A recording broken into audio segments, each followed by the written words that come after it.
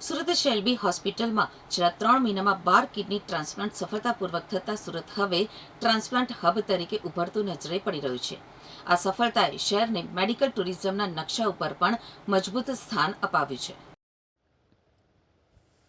શેલ્બી હોસ્પિટલના chief administrator officer Nirav શાહે જણાવ્યું હતું કે પહેલા લોકો ટ્રાન્સપ્લાન્ટ માટે મુંબઈ કે અમદાવાદ જતા હતા, પરંતુ હવે સુરત એવી સિટી બની ગઈ છે કે જ્યાં કોમ્પ્લેક્સ ટ્રાન્સપ્લાન્ટ પણ સફળતાપૂર્વક થઈ શકે છે. તેમણે ઉમેર્યું હતું કે છેલ્લા 3 મહિનામાં થયેલા તમામ 12 ટ્રાન્સપ્લાન્ટ સફળ રહ્યા છે અને આગામી સમય માટે મોટી સંખ્યામાં દર્દીઓ ઇન્ક્વાયરી કરી રહ્યા છે.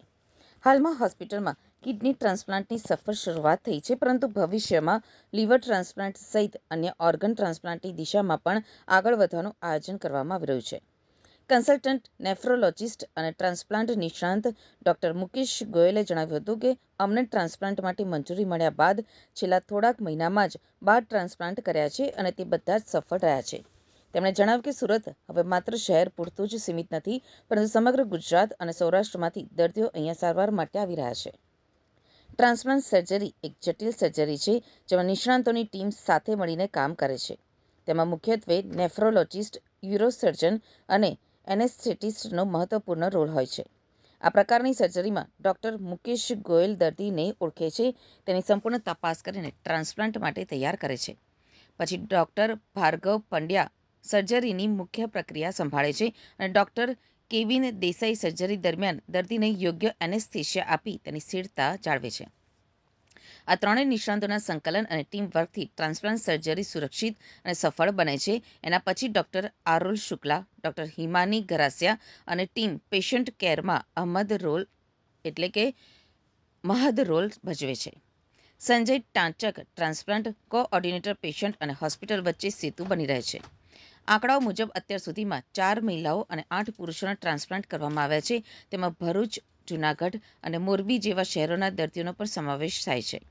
દાતાઓમાં પરિવારજનોની મુખ્ય મહત્વપૂર્ણ ભૂમિકા જોવા મળી છે, જેમ કે ભાઈએ બહેનને, માતાએ સંતાનોને અને ભાભીએ દિયરને કિડની દાન આપવાના ઉદાહરણો સામે આવ્યા છે. ડોક્ટર ગોયલે કિડની દાન અંગેના ભ્રમો દૂર કરતા જણાવ્યું હતું કે કિડની દાન કરવાથી દાતાના આરોગ્ય કે આયુષ્ય ઉપર કોઈ જ અસર પડતી નથી. માણસ પાસે 2 કિડની હોય છે અને એક સાથે પણ સામાન્ય જીવન જીવી શકાય છે. દાતા વ્યક્તિને સામાન્ય રીતે 3 થી 4 દિવસમાં હોસ્પિટલમાંથી રજા આપવામાં આવે છે અને તેને આજીવન દવાઓ લેવાની જરૂર પડતી નથી. ટ્રાન્સપ્લાન્ટ પછી દર્દીનું ડાયાલિસિસ બંધ થઈ જાય છે અને તે ફરીથી સામાન્ય જીવન જીવી શકે છે. તાજેતરના આંકડા મુજબ કિડની ટ્રાન્સપ્લાન્ટનો 10 વર્ષનો સર્વાઇવલ રેટ લગભગ 80% જેટલો છે, જે ખૂબ જ આશાસ્પદ ગણાય છે. આ રીતે સુરત આરોગ્ય ક્ષેત્રે નવી ઊંચાઈ સર કરી રહ્યું છે અને ઓર્ગન ડોનેશન અંગે લોકોમાં જાગૃતિ વધતા શહેર હવે જીવનદાન આપતી સિટી તરીકે ઓળખ મેળવતું થઈ રહ્યું છે.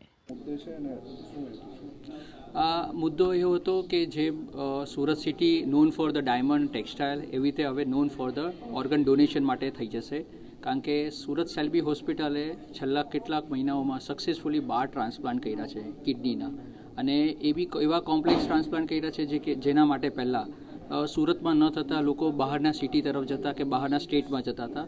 એ સક્સેસફુલી 12 ટ્રાન્સપ્લાન્ટ કરવામાં આવ્યા છે. એ મુદ્દે આ કોન્ફરન્સ રાખવામાં આવી કે સુરતને અને સાઉથ ગુજરાતની જનતાને જણાવવા માટે કે કિડની ટ્રાન્સપ્લાન્ટ કરવું હોય એટલે આપણે બીજા શહેર નહીં પણ આપણા સુરત શહેરને જ સિલેક્ટ કરવું જોઈએ, જ્યાં આટલી કોમ્પિટિટિવ ટીમ અવેલેબલ છે ક્લિનિકલી સારા આઉટકમ સાથે. કિડની ડેમેજ ન થાય તે માટે કેવી કાળજી રાખવી પડે? કિડની ડેમેજ ન થાય એ પ્રમાણે તો જે મેઇન છે સુગર તમારું પહેલાં કમ્પ્લીટલી કંટ્રોલમાં હોવું જોઈએ, અને જો એ અનકંટ્રોલ નહીં તો પહેલાં એને કંટ્રોલ કરવું જોઈએ, અને તમારી લાઇફસ્ટાઇલ એ બહુ જ ઇમ્પોર્ટન્ટ રોલ પ્લે કરી જાય છે આમાં. શું મેસેજ આપશો? હું સુરતની જનતાને એટલું જ કહેવા માગું છું કે તમારી કિડની સ્વસ્થ રહે અને સારું માટે એના માટે મેક્સિમમ તમે એક્સરસાઇઝ કરો, લાઈફને તમારી મોડિફાઈ કરો, અને મેક્સિમમ ટાઈમ એવું કરો કે પોતાની જાતને બિઝી રાખો એક્સરસાઇઝ કરીને પોઈન્ટ ઓફ વ્યૂથી. અને અગર કોઈ આવું પ્રોબ્લેમ થાય છે તો જરૂર સુરત શેલ્બી એક વિઝિટ કરવી જરૂરી છે.